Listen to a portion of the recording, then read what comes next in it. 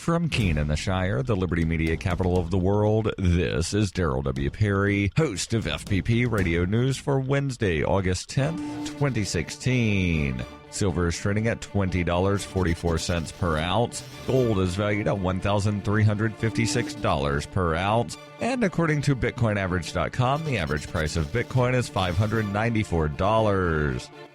Antiwar.com reports with Saudi Arabia continuing to escalate their war with Yemen, the Obama administration has announced the approval of another $1.15 billion in arms sales to the country, including over 130 Abrams battle tanks, a move which officials said conveys U.S. commitment to Saudi Arabia's security. The U.S. has long made a point of wanting to support Saudi Arabia's security, but the country faces no real threats at this point, and its military is heavily focused on attacking its neighbor to the south, which it's been doing for almost a year and a half. Saudi tanks have not been reported to play a major role in the Yemen war, which has primarily involved heavy airstrikes, with the U.S. Air Force refueling Saudi warplanes. Still, the growing number of war crimes by Saudi forces have some nations a bit gun-shy about selling them advanced weapons. Senator Chris Murphy of Connecticut has been critical of arms sales to the Saudis in the past, saying he remains concerned about the high number of civilians killed in Yemen, but expressed hopes that the new arms sales would escalate Saudi involvement in the ongoing U.S. war against the Islamic State.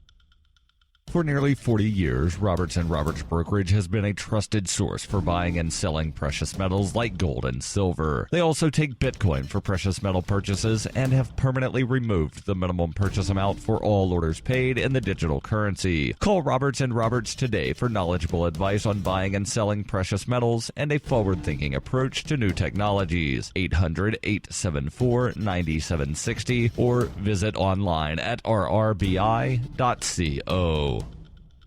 UPI reports the chancellor of the University of California at Davis resigned on Tuesday following the results of a probe accusing her of multiple ethics violations. Chancellor Linda Katehi was the subject of a 3-month investigation by the Davis Academic Senate on accusations of misuse of university money, nepotism, and lying about her role in manipulating the university's image on social media. The probe was ordered by UC President Janet Napolitano in April while investigators cleared Katehi of the allegations. Napolitano said the probe found numerous instances where Chancellor Katehi was not candid either with me, the press, or the public, that she exercised poor judgment and violated multiple university policies. Napolitano continued, in these circumstances, Chancellor Katehi has now offered to resign, and I have accepted that resignation. However, Katehi will stay with the university as Chancellor Emeritus and a university faculty member. Katehi and Napolitano had sparred publicly for months, despite Katehi raising $1 billion for the university and raising the university's profile with bigger research projects and better diversity. But her handling of an incident where campus police pepper-sprayed protesting students in 2011 was roundly criticized, and later reports on her efforts to hire social media firms to bury references of the incident on the internet worsened her situation.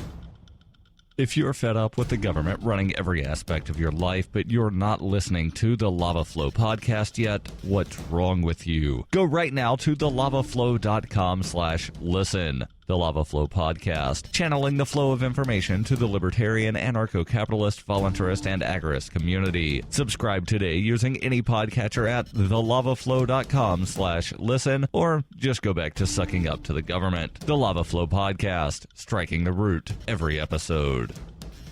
Reuters reports the Baltimore Police Department has routinely violated the constitutional rights of residents, according to a U.S. Justice Department investigation stemming from the death of Freddie Gray last year. The probe by the Department of Justice, which will be officially released at a news conference in Baltimore on Wednesday morning, was launched shortly after Gray's death in April 2015. He suffered a neck injury in a police wagon while shackled and handcuffed and died a week later. The incident triggered rioting and protest in Baltimore and fueled a national debate on police tactics and stoked the rise of the Black Lives Matter movement. The Justice Department's 163-page report found that the Baltimore Police Department has routinely made unconstitutional stops, searches, and arrests, and these illegal practices have disproportionately affected the city's black residents. Police have also engaged in a pattern of using excessive force and retaliating against people engaging in constitutionally protected expression. The report said this pattern or practice is driven by systemic deficiencies in BPD's policies, training, supervision, and accountability structure that fail to equip officers with the tools they need to police effectively and within the bounds of federal law.